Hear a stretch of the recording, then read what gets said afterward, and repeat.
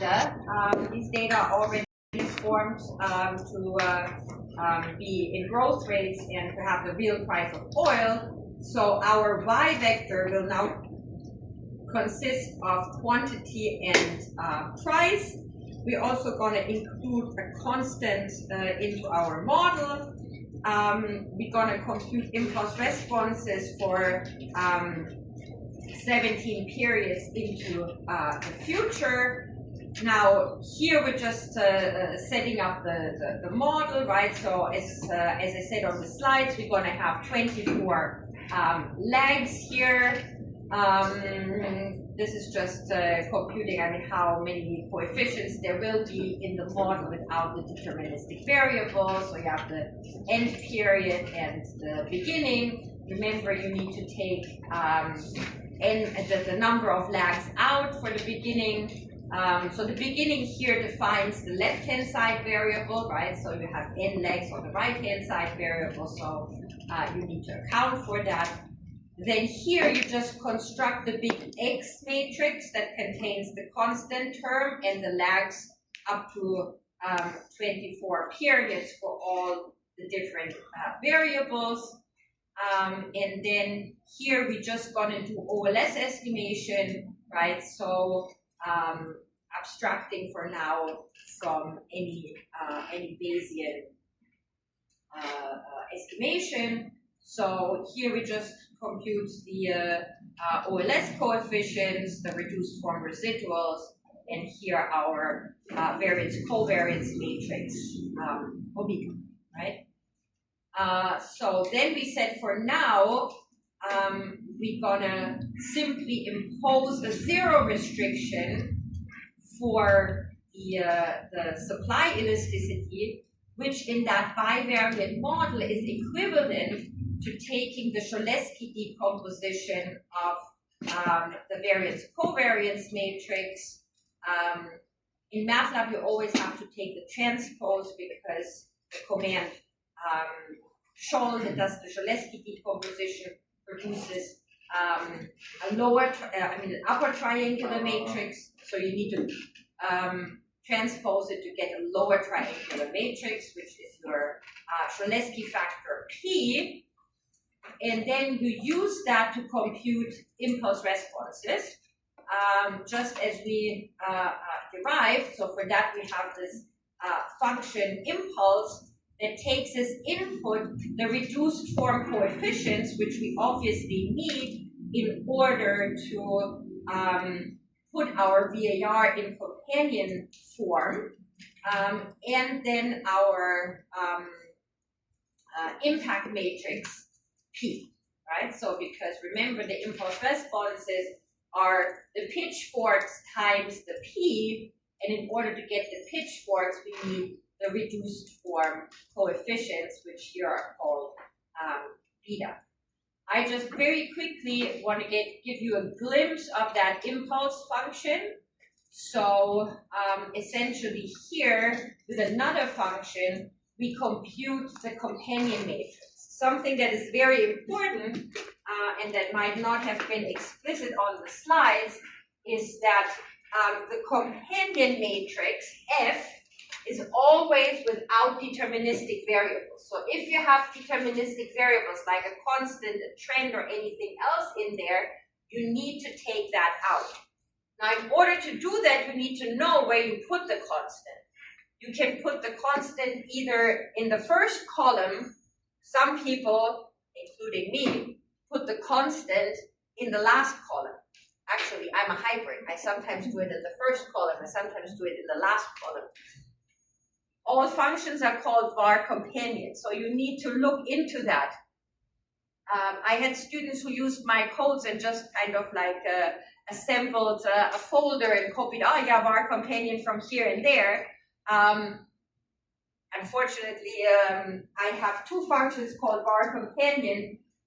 For once, and once the constant is in the first column and once in the last column. So you need to pay attention there.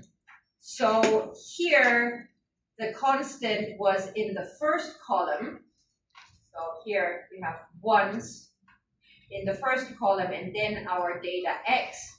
So that means here when you're,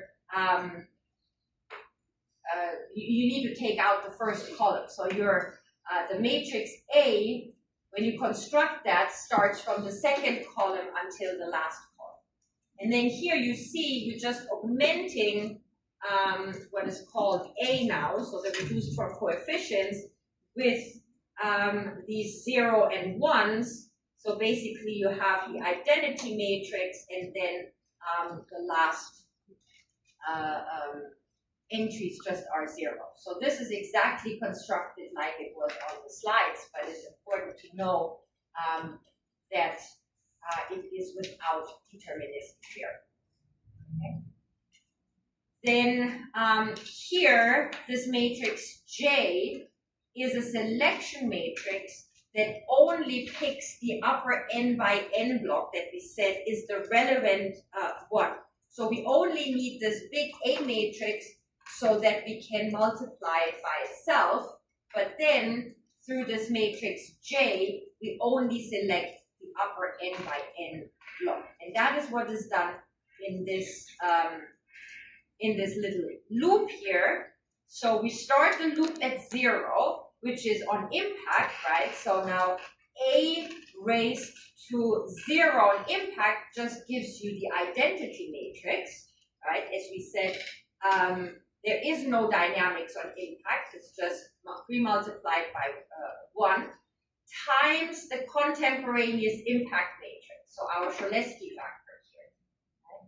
And again, pre and post multiplying by J just selects the upper n by n block. And then you cycle through that and raise it to the power for as many steps as you want to project that into the future. Good. So then you get your impulse responses.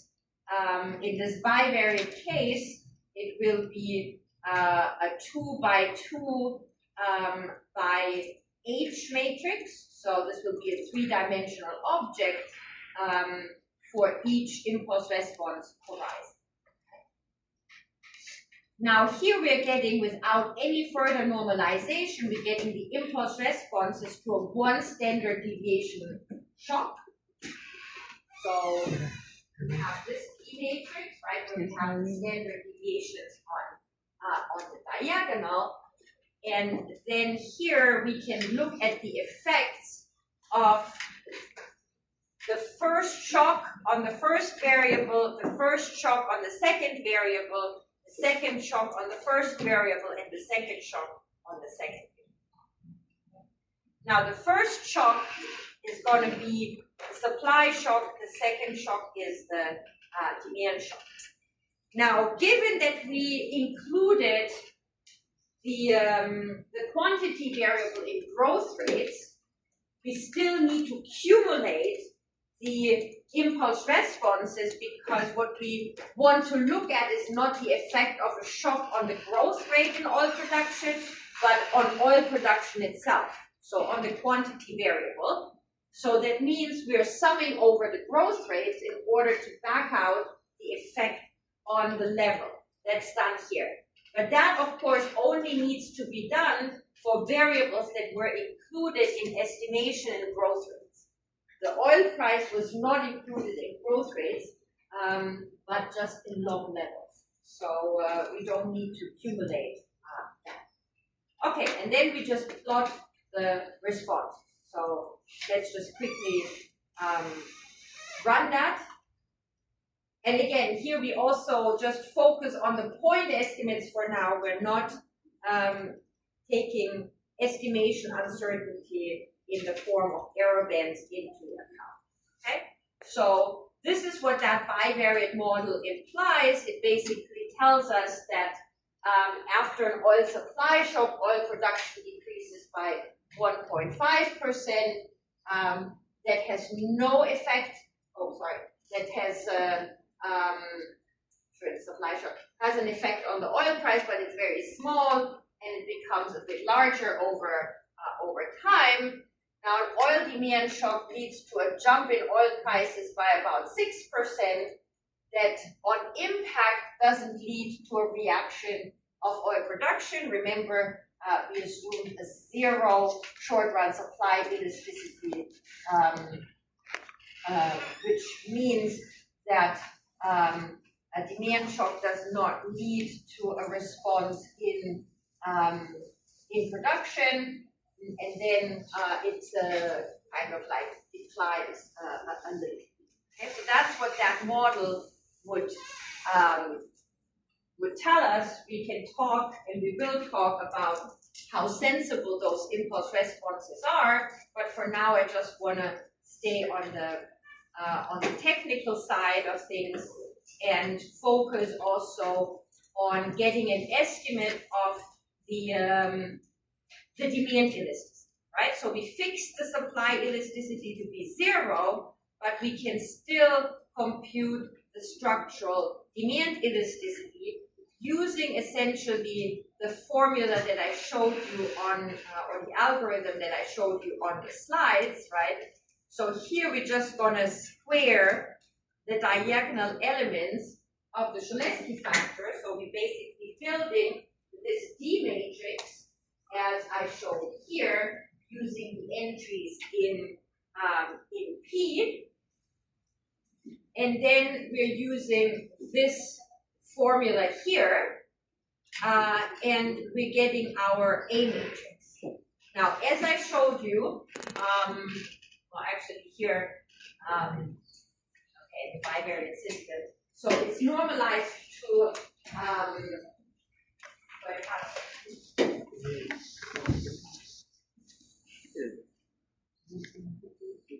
once here, and then a value of 0.1, say, here, right? Now, this would be, this however, is not the demand equation, or better, it is the demand equation in the sense that, I also want to try so that we have 0.21 QT equals, well, we had a constant, what was that, lambda 2, plus 1 times PT plus whatever other stuff, right? So now the equation that we had before was QT equals constant plus beta D times the price, right? Because again, the definition of an elasticity is the effect of a 1% change in price on the quantity. So that means the one here is not the demand elasticity, right? So we need to divide that through by 0.21 in order to get an estimate of the demand elasticity. So beta D would be 1 divided by 0.21. Right? So then we get an estimate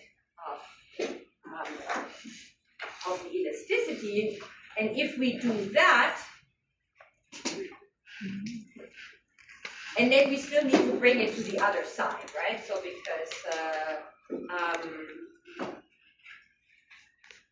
well, to be able to write it in this way. So we need to apply a minus. And what we find is that the monthly demand elasticity in the oil market is minus 4.836. That is what that model tells us. Okay, and that concludes basically just the illustration in MATLAB of